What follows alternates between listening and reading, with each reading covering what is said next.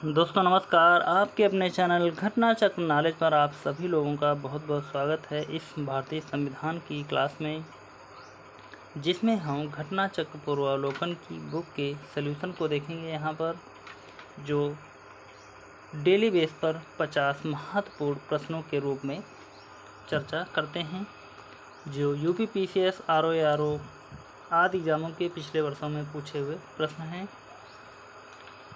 तो आने वाले एग्ज़ाम के लिए यह क्लास बहुत ही महत्वपूर्ण साबित होगी।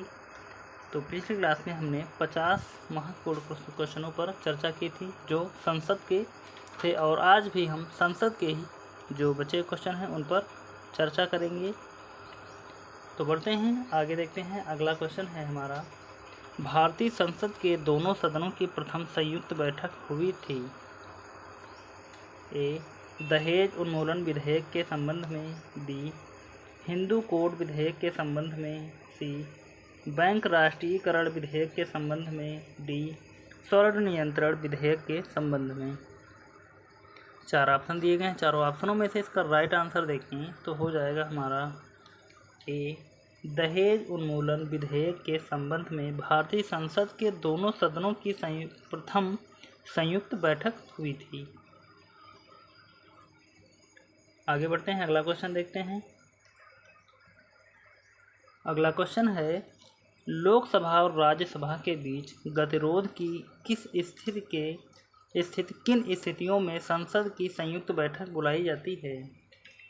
3 कथन दिए गए हैं और उसके बाद में कूट के माध्यम से इसका सही उत्तर बताना है। पहला दिया गया है, साधारण विधि निर्माण को पारित करने की स्थिति में, तो बिल्कुल सही हो जाएगा। दूसरा, धन विधेयक को पारित करने की स्थिति में, तो गलत होगा दूसरा। तो दूसरा जहाँ पर हो उसको तो हम काट देंगे पहले ही। तीसरा देखेंगे, संविधान संशोधन विधेयक को पारित करने की स्थिति में, तो यह भी हमारा गलत होगा। तो इस प्रकार बचेगा सिर्फ हमारा ए वाला राइट आंसर। लोकसभा और राज्यसभा के बीच गतिरोध की स्थिति किन स्थितियों की संसद संयुक्त बैठक बुलाती है, तो साधारण विधि निर्माण को पारित करने की स्थिति में।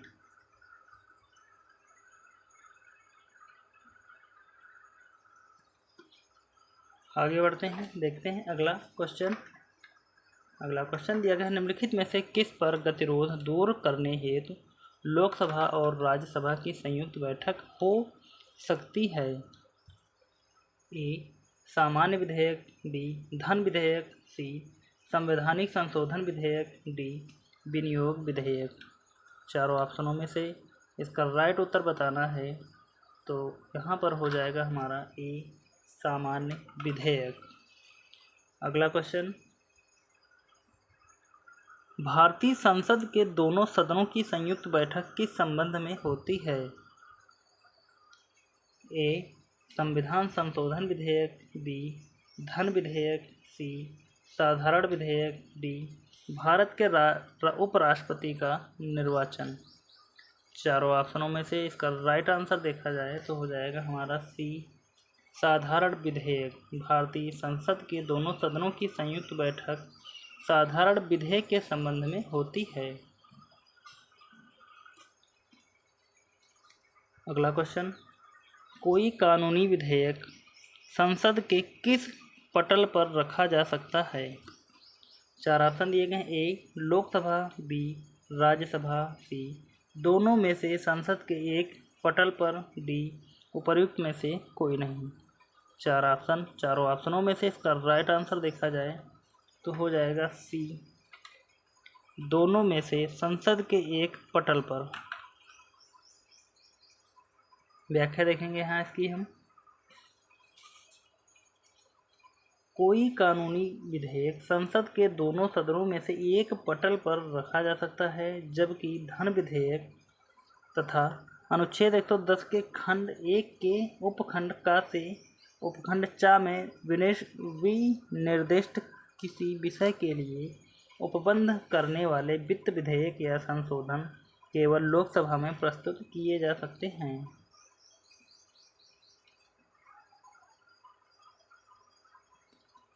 अगला क्वेश्चन दिया गया है, निम्नलिखित कथनों में से कौन सा से सही हैं?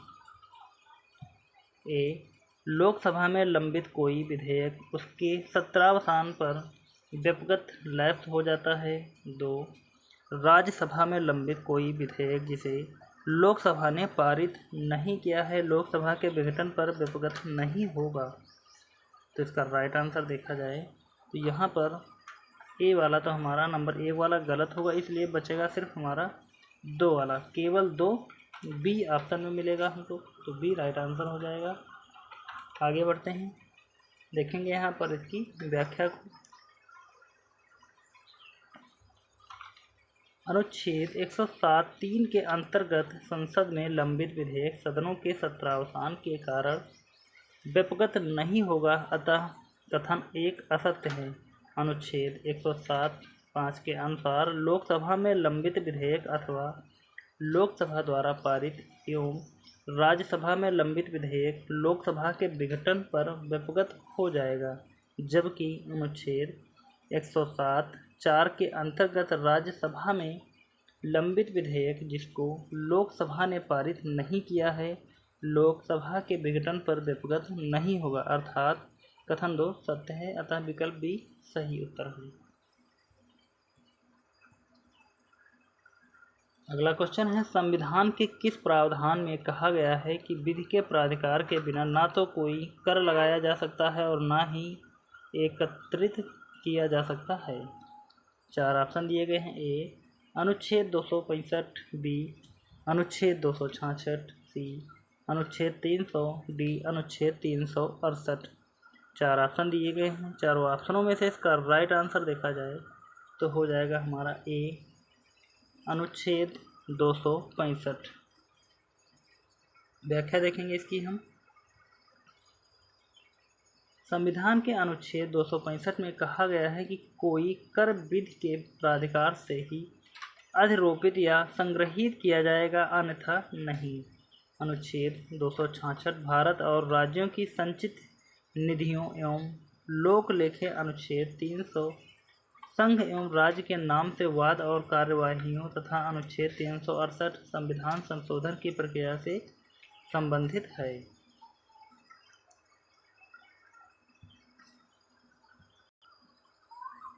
अगला क्वेश्चन दिया गया, भारत की संचित निधि से धन निर्गत पर किसका नियंत्रण है?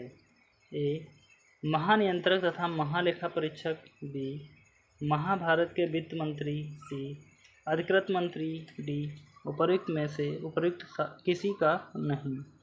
4 ऑप्शन दिए गए हैं। चारों ऑप्शनों में से इसका राइट आंसर देखा जाए तो हो जाएगा हमारा डी, उपर्युक्त किसी का नहीं। व्याख्या देखेंगे यहाँ पर इसकी हम। दिया गया, भारतीय संविधान के अनुच्छेद 266 के अनुसार भारत की संचित निधि भारत सरकार को प्राप्त सभी राजस्व उस सरकार द्वारा राजहुंडियाँ निर्गमित करके उधार द्वारा अग्रिम अर्थोपाय द्वारा किए गए सभी उधार और उधारों के प्रति संदाय में उस सरकार को प्राप्त सभी धनराशियों से मिलकर बनती है। यह संसद के नियंत्रणाधीन होती है। संचित निधि से कोई भी धनराशि तब तक निर्गमित नहीं की जा सकती जब तक संसद की अनुमति प्राप्त न कर ली जाए। इसीलिए बजट प्रावधानों के अनुरूप कार्यपालिका को संचित निधि से धन निकालने का अधिकार तभी प्राप्त होता है जब संसद अनुच्छेद 114 के तहत विनियोग अधिनियम के माध्यम से इस हेतु अनुमति प्रदान करती है। अगला क्वेश्चन देखते हैं, करों और सरकारी कामकाज के निर्वाह में हुई अन्य प्राप्तियों से संघीय सरकार को प्राप्त हुआ समूचा राजस्व जमा होता है। ए, भारत की आकस्मिकता निधि में। बी, लोक लेखे में। सी, भारत की संचित निधि में। डी, निक्षेप तथा अग्रिम निधि में। 4 ऑप्शन दिए गए हैं। चारों ऑप्शनों में से इसका राइट आंसर देखा जाए तो हो जाएगा हमारा सी, भारत की संचित निधि में। अगला क्वेश्चन दिया गया है हमारा, भारत की संचित निधि से निकालने के लिए निम्नलिखित में से किसका अनुमोदन अनिवार्य है। 4 ऑप्शन दिए गए हैं। ए भारत के राष्ट्रपति, बी भारत की संसद, सी भारत के प्रधानमंत्री, डी संघीय वित्त मंत्री। तो इनमें से हमको इसका सही उत्तर बताना है। क्या हो जाएगा इसका राइट आंसर। तो बी इसका राइट आंसर होगा, भारत की संसद।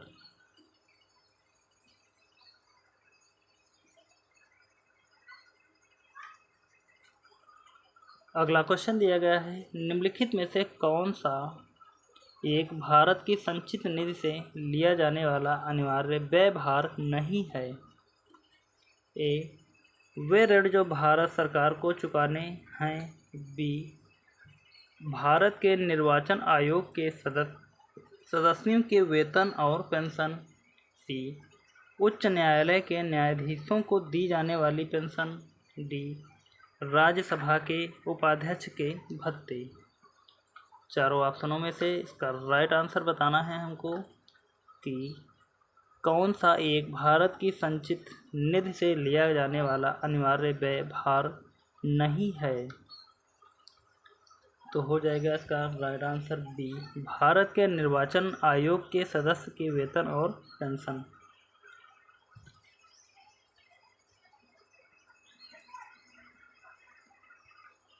अगला क्वेश्चन दिया गया है, निम्नलिखित में से कौन सा एक व्यय भारत की संचित निधि पर भारित नहीं है। ए भारत के राष्ट्रपति का वेतन तथा भत्ते, बी भारत के उपराष्ट्रपति का वेतन तथा भत्ते, सी भारत के उच्चतम न्यायालय के न्यायाधीशों के वेतन तथा भत्ते, डी लोकसभा अध्यक्ष का वेतन तथा भत्ते। चारों ऑप्शनों में से इसका राइट आंसर देखा जाए तो हो जाएगा हमारा बी भारत के उपराष्ट्रपति का वेतन तथा भत्ते। अगला क्वेश्चन देखते हैं, निम्नलिखित में से कौन सा एक व्यय भारत की संचित निधि पर भारित नहीं है। ए भारत के मुख्य न्यायाधीश के वेतन और भत्ते, बी भारत के नियंत्रक महालेखा परीक्षक के वेतन और भत्ते, सी भारत के प्रधानमंत्री के वेतन और भत्ते, डी संघ लोक सेवा आयोग के अध्यक्ष के वेतन और भत्ते। तो इनमें से एक व्यय कौन भारत की संचित निधि पर भारित नहीं है। इसका राइट आंसर होगा सी भारत के प्रधानमंत्री के वेतन और भत्ते भारत की संचित निधि पर भारित नहीं है। अगला क्वेश्चन है, निम्नलिखित में से भारतीय संविधान का कौन सा अनुच्छेद आकस्मिकता निधि से संबंधित है। ए अनुच्छेद 265, बी अनुच्छेद 266, सी अनुच्छेद 267, डी अनुच्छेद 268। चारों ऑप्शनों में से इसका राइट आंसर देखा जाए तो हो जाएगा सी अनुच्छेद 267। अगला क्वेश्चन दिया गया है, निम्नलिखित में से कौन एक संघीय बजट की तैयारी और उसे संसद में पेश करने के लिए उत्तरदायी है। ए राजस्व विभाग, बी आर्थिक कार्य विभाग, सी वित्तीय सेवाएं विभाग, डी व्यय विभाग। चारों ऑप्शनों में से इसका राइट आंसर देखा जाए तो हो जाएगा हमारा बी आर्थिक कार्य विभाग। अगला क्वेश्चन, आकस्मिकता निधि को राष्ट्रपति कैसे व्यय कर सकते हैं। ए राष्ट्रीय संकट के समय, बी संसदीय स्वीकृति के बाद, सी संसदीय स्वीकृति से पूर्व, डी नहीं व्यय कर सकते। चार ऑप्शन दिए गए हैं कि आकस्मिकता निधि को राष्ट्रपति कैसे व्यय कर सकते हैं। तो इसका राइट आंसर बताना है तो हो जाएगा सी संसदीय स्वीकृति से पूर्व। अगला क्वेश्चन देखते हैं, संविधान के किस अनुच्छेद के अंतर्गत धन विधेयक को परिभाषित किया गया है? ए. अनुच्छेद 109, बी. अनुच्छेद 110, सी. अनुच्छेद 111, डी. बी तथा सी दोनों। चारों ऑप्शनों में से इसका राइट आंसर बताना है। तो हो जाएगा संविधान के किस अनुच्छेद के अंतर्गत धन विधेयक को परिभाषित किया गया है? तो बी वाला राइट आंसर होगा अनुच्छेद 110 को। आगे बढ़ेंगे, अगला क्वेश्चन देखते हैं या इसकी व्याख्या थोड़ी सी देखते हैं और जो अनुच्छेद दिए गए हमारे किससे संबंधित हैं। तो अनुच्छेद 109 की बात करें तो यहाँ पर हो जाएगा धन विधेयक के संबंध में विशेष प्रक्रिया। अनुच्छेद 110 धन विधेयक की परिभाषा। अनुच्छेद 111 विधेयकों पर अनुमति दी गई है। तो इस प्रकार तीनों ऑप्शन हो जाएंगे हमारे। अगला क्वेश्चन देखते हैं, धन विधेयक भारत के संविधान के किस अनुच्छेद में परिभाषित किया गया है? ए. अनुच्छेद 109, बी. अनुच्छेद 110, सी. अनुच्छेद 111, डी. अनुच्छेद 112। चारों ऑप्शनों में से इसका राइट आंसर बताना है। तो हो जाएगा हमारा बी अनुच्छेद 110।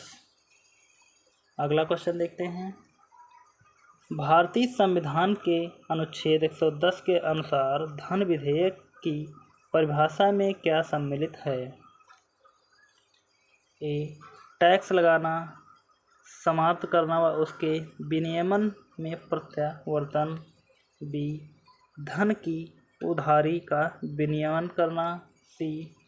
भारत की संचित निधि के धन को विनियोग करना। डी. भारत की संचित निधि से खर्च का विवरण देना। ई. उपर्युक्त में से कोई नहीं या उपर्युक्त में से एक से अधिक। चारों ऑप्शनों में से इसका राइट आंसर हो जाएगा हमारा ई. उपर्युक्त में से कोई नहीं या उपर्युक्त में से एक से अधिक। व्याख्या देखेंगे इसकी हम यहाँ पर। संविधान के अनुच्छेद 110 के उपबंधों के तहत टैक्स लगाना, समाप्त करना व उसके विनियमन में प्रत्यावर्तन, धन की उधारी का विनियमन करना, भारत की संचित निधि के धन को विनियोग करना तथा किसी व्यय को भारत की संचित निधि पर भारित व्यय घोषित करना, इन सभी को धन विधेयक की परिभाषा में शामिल किया गया है। अतः इस प्रश्न का उत्तर सही विकल्प हमारा ई है।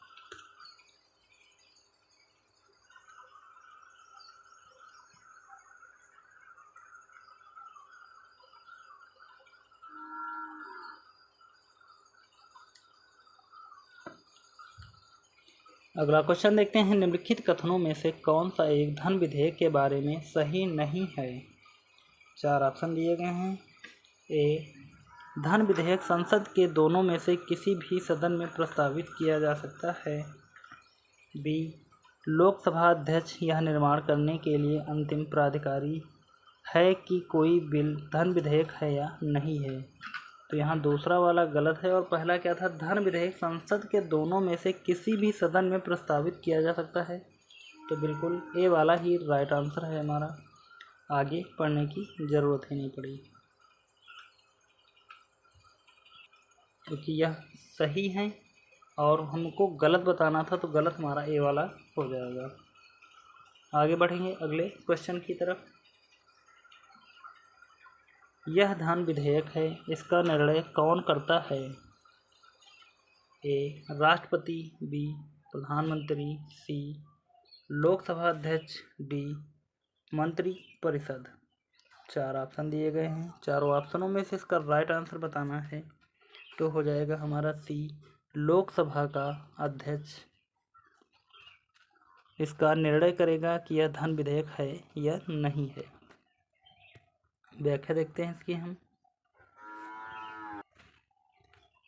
कोई विधेयक धन विधेयक है या नहीं, इसका निश्चय संविधान के अनुच्छेद 110(3) के अनुसार लोकसभा का अध्यक्ष द्वारा किया जाता है और उसका विनिश्चय अंतिम होता है अनुच्छेद 110(4) के अनुसार जब धन विधेयक राज्यसभा को पारित किया जाता है और जब उसे अनुमति के लिए राष्ट्रपति के समक्ष प्रस्तुत किया जाता है, तब उसे लोकसभा का अध्यक्ष धन विधेयक के रूप में हस्ताक्षर सहित पृष्ठांकन कर प्रमाणित करता है।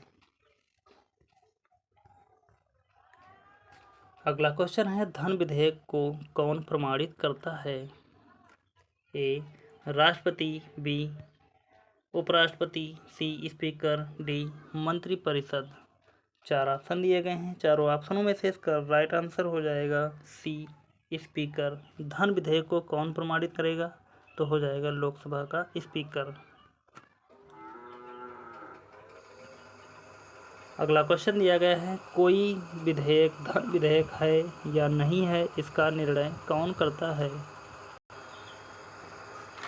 ए राष्ट्रपति, बी लोकसभा का अध्यक्ष, सी वित्त सचिव, डी वित्त मंत्री। 4 ऑप्शन दिए गए हैं। चारों ऑप्शनों में से इसका राइट आंसर देखा जाए तो हो जाएगा हमारा बी, कोई धन विधेयक है या नहीं, इसका निर्णय करेगा लोकसभा का अध्यक्ष या स्पीकर।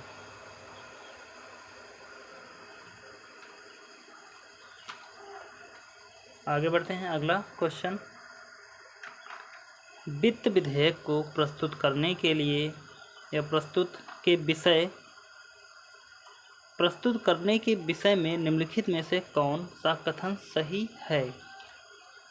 4 ऑप्शन दिए गए हैं। ए वित्त विधेयक राज्यसभा में प्रस्तुत होता है, बी यह संसद के किसी भी सदन में प्रस्तुत होता है या किया जाता है, सी यह लोकसभा में प्रस्तुत नहीं किया जा सकता, डी यह लोकसभा में प्रस्तुत किया जा सकता है। 4 ऑप्शनों में से इसका राइट आंसर देखा जाए तो हो जाएगा हमारा डी, यह लोकसभा में प्रस्तुत किया जाता है। व्याख्या देखेंगे इसकी हम। आयोग के प्रश्न पत्र में हिंदी संस्करण में वित्त विधेयक लिखा गया है, जबकि अंग्रेजी संस्करण में मनी बिल लिखा गया है। अतः इस प्रश्न पर आयोग का आशय धन विधेयक से है, न कि वित्त विधेयक से। संविधान के अनुच्छेद 109 में धन विधेयकों के संबंध में विशेष प्रक्रिया को अपनाया गया है। अनुच्छेद 109(1) में कहा गया है कि धन विधेयक राज्यसभा में पुनः स्थापित नहीं किया जाएगा, अतः धन विधेयक केवल लोकसभा में प्रस्तुत किया जाता है।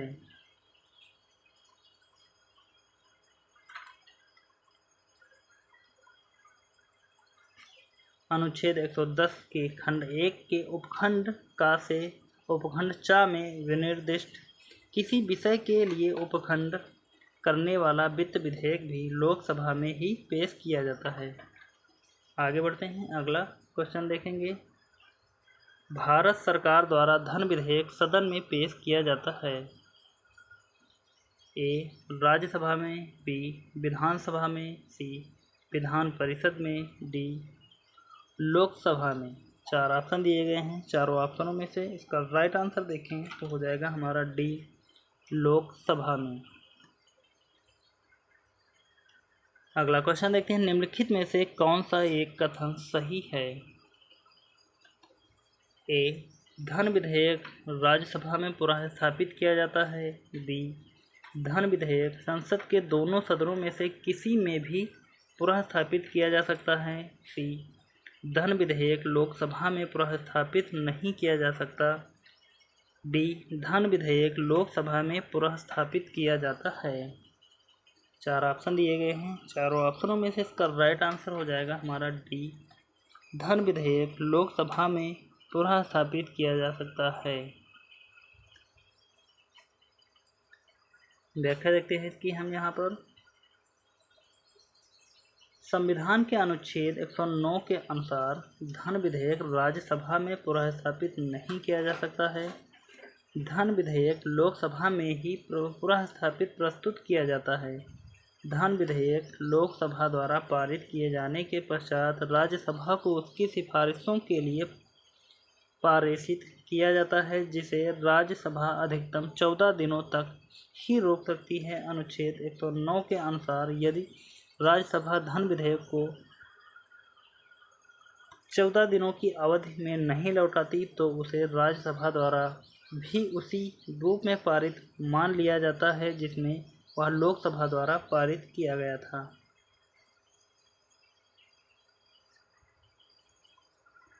अगला क्वेश्चन है, धन विधेयक पेश किया जा सकता है। ए, लोकसभा में। बी, केवल राज्यसभा में। सी, लोकसभा और राज्यसभा दोनों में। डी, लोकसभा और राज्यसभा दोनों के संयुक्त सत्र में। ई, उपयुक्त में से कोई नहीं या उपयुक्त में से एक से अधिक। चारों ऑप्शनों में से इसका राइट आंसर हो जाएगा हमारा धन विधेयक पेश किया जाता है केवल लोकसभा में। अगला क्वेश्चन है, निम्नलिखित कथनों में से कौन सा सही नहीं है। ए, धन संपत्ति के मामले में राज्यसभा शक्तिहीन है। बी, धन विधेयक की शुरुआत राज्यसभा में होती है। सी, लोकसभा द्वारा पारित किए जाने के बाद राज्यसभा को 14 दिनों के भीतर विधेयकों को पारित करना होता है।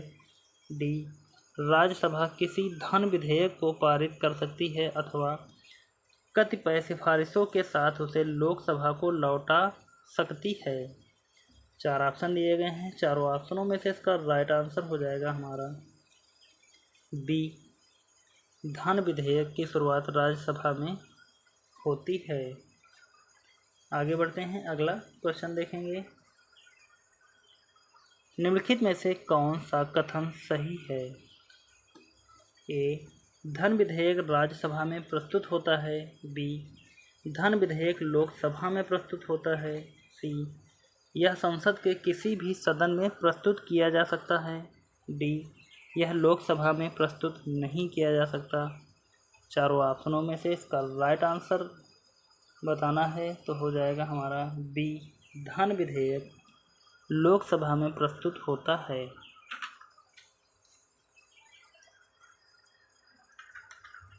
अगला क्वेश्चन है हमारा, धन विधेयक कहाँ पर पुनः स्थापित किया जाता है। ए, लोकसभा में। बी, राज्यसभा में। सी, दोनों सदनों की संयुक्त बैठक में। डी, उपरोक्त में से कोई नहीं। चारों ऑप्शनों में से इसका राइट आंसर होगा लोकसभा में धन विधेयक पुनर्स्थापित किया जाता है। अगला क्वेश्चन है हमारा, भारत के संविधान के अंतर्गत एक धन विधेयक प्रस्तुत किया जाता है। ए, राज्यसभा में। बी, लोक लेखा समिति में। सी, लोकसभा में। डी, लोकसभा तथा राज्यसभा में एक ही साथ। चार ऑप्शनों में से इसका राइट आंसर देखें तो हो जाएगा हमारा सी, लोकसभा में। अगला क्वेश्चन दिया गया हमारा, लोकसभा द्वारा पारित धन विधेयक राज्यसभा द्वारा भी पारित मान लिया जाएगा यदि राज्यसभा द्वारा उस पर कोई कार्यवाही नहीं की जाती। ए, 10 दिनों तक। बी, 14 दिनों तक। सी, 15 दिनों तक। डी, 16 दिनों तक। चार ऑप्शनों में से इसका राइट आंसर हो जाएगा हमारा बी, 14 दिनों तक। अगला क्वेश्चन देखते हैं।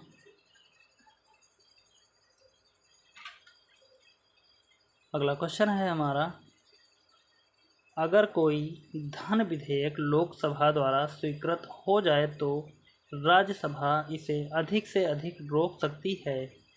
ए, 6 महीने तक। बी, 4 महीने तक। सी, 1 महीने तक। डी, 14 दिनों तक। चारों ऑप्शनों में से इसका राइट आंसर हो जाएगा डी, 14 दिनों तक। अगला क्वेश्चन, लोकसभा द्वारा विचारार्थ भेजे गए धन विधेयक को राज्यसभा अधिकतम कितने समय तक रोके रख सकती है। ए, 1 माह। बी, 1 वर्ष। सी, 7 दिन। डी, 14 दिन। चार ऑप्शन दिए गए हैं, चारों ऑप्शनों में से इसका राइट आंसर हो जाएगा हमारा डी, 14 दिन। अगला क्वेश्चन है, राज्यसभा में धन विधेयक प्राप्त होने के कितने दिनों के अंदर इसे लोकसभा को वापस किया जाना चाहिए। ए, 12 दिनों के अंदर, बी 14 दिनों के अंदर, सी 16 दिनों के अंदर, डी 18 दिनों के अंदर। चारों ऑप्शनों में से इसका राइट आंसर हो जाएगा बी 14 दिनों के अंदर।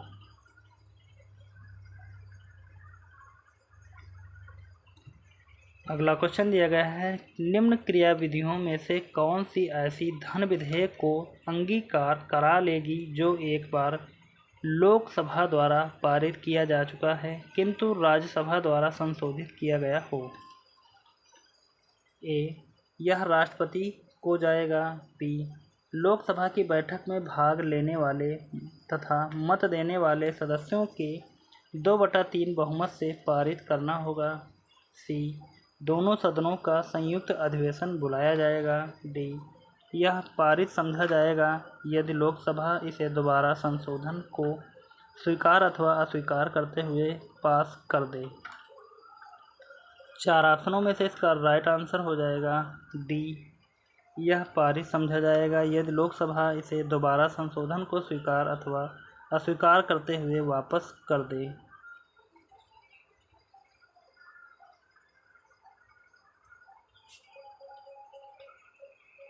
व्याख्या दी गई इसकी, अनुच्छेद 109 के प्रावधानों के तहत धन विधेयक के संदर्भ में लोकसभा को अधिक विशिष्ट अधिकार प्राप्त है एवं राज्यसभा के अधिकार सीमित हैं। अतः यदि राज्यसभा ने लोकसभा द्वारा पारित धन विधेयक में कोई संशोधन किया है तो लोकसभा इसे स्वीकार या अस्वीकार करते हुए पारित कर सकती है।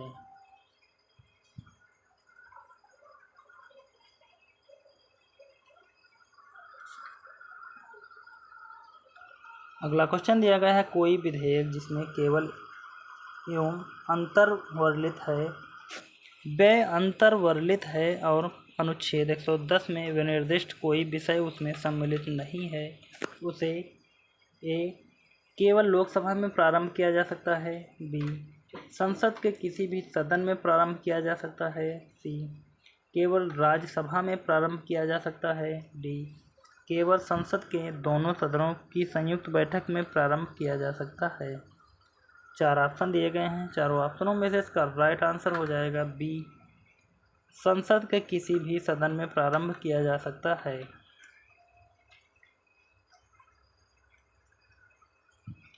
अगला क्वेश्चन है, निम्नलिखित में से कौन सा शब्द शब्दावली भारत के संविधान में उल्लिखित नहीं है। ए, वार्षिक वित्तीय विवरण। बी, विनियोग विधेयक। सी, बजट। डी, भारत की संचित निधि। चारों ऑप्शनों में से इसका राइट आंसर देखें तो हो जाएगा हमारा सी, बजट।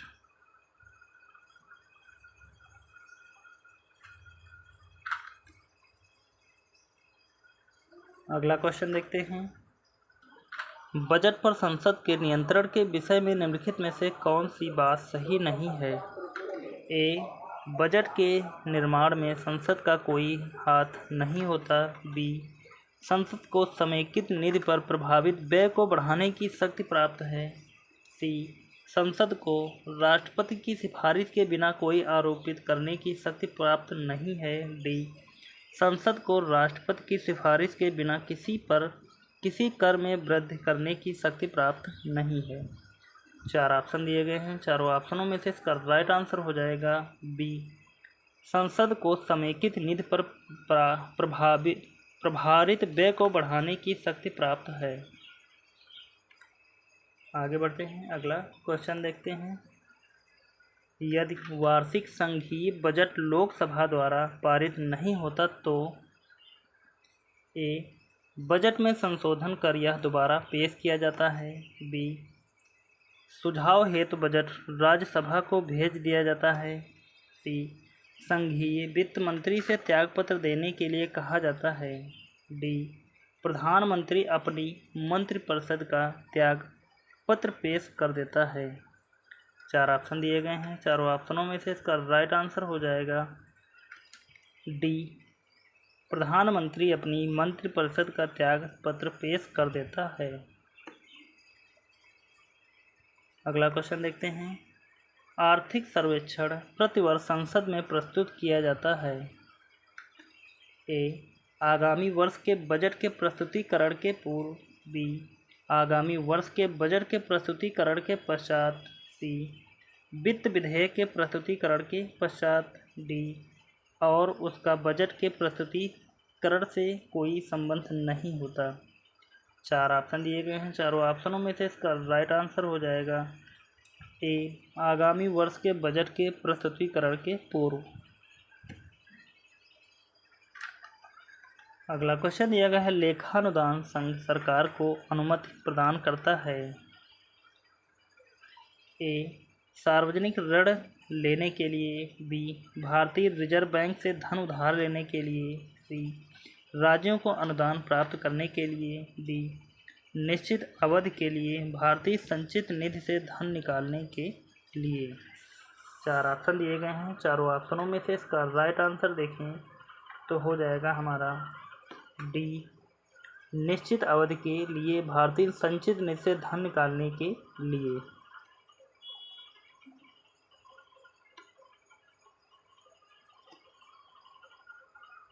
अगला क्वेश्चन है हमारा, सेकंड लास्ट लेखानुदान बना है। ए, कैग की रिपोर्ट पर मतदान के लिए। बी, अप्रत्याशित व्यय को पूरा करने के लिए। सी, बजट पारित होना लंबित होने के कारण निधि आवंटन हेतु। डी, बजट के लिए। ई, उपरोक्त में से कोई नहीं या उपरोक्त में से एक से अधिक। 4 ऑप्शन दिए गए हैं। चारों में से इसका राइट आंसर हो जाएगा सी, बजट पारित होना लंबित होने के कारण निधि आवंटन हेतु। अगला क्वेश्चन दिया है, संसद में लेखा के लिए वोट आवश्यक होता है। ए, जब सरकार का व्यय राजस्व प्राप्तियों से अधिक होता है। बी, बड़े कार्यक्रमों की वित्त व्यवस्था हेतु जिसमें बहुत अधिक मात्रा में धन विधेयक की आवश्यकता होती है। सी, जब सामान्य बजट के समय सीमा के अंदर पारित होने की आशा नहीं होती। डी, उपरोक्त में से कोई नहीं। चारों ऑप्शनों में से इसका राइट आंसर देखा जाए तो हो जाएगा सी, जब सामान्य बजट के समय सीमा के अंदर पारित होने की आशा नहीं होती संसद में लेखा के लिए वोट आवश्यक होता है। सी वाला राइट ऑप्शन हो जाएगा हमारा। तो आज के 50 महत्वपूर्ण प्रश्नों पर हमने चर्चा की। जहां पर सलूशन की आवश्यकता थी वहां पर हमने उसका सलूशन भी देखा। उम्मीद करता हूं कि आप सभी लोगों ने यह पूरी क्लास को देखा होगा और यह क्लास आपको कैसी लगी आप हमें कमेंट में कमेंट करके ज़रूर बताएं। तो अभी तक आप सभी लोगों ने जिसने भी पिछली क्लासों को नहीं देखा है तो वह चैनल पर जाकर इसकी प्लेलिस्ट बना दी गई है, वहां से आप इन सभी क्लासों को देख सकते हैं। और साथ ही वीडियो को अभी तक लाइक नहीं किया है तो लाइक कर दें, चैनल को सब्सक्राइब नहीं किया है तो प्लीज़ आप सभी लोग चैनल को सब्सक्राइब कर दें और इस क्लास को ज़्यादा से ज़्यादा लोगों तक शेयर कर दें। बस आपसे इतनी ही उम्मीद थी कि आप लोग एक बार शेयर और लाइक सब्सक्राइब ज़रूर करेंगे। तो मिलते हैं फिर अगली क्लास में, तब तक के लिए धन्यवाद। जय हिंद, आपका समय शुभ हो।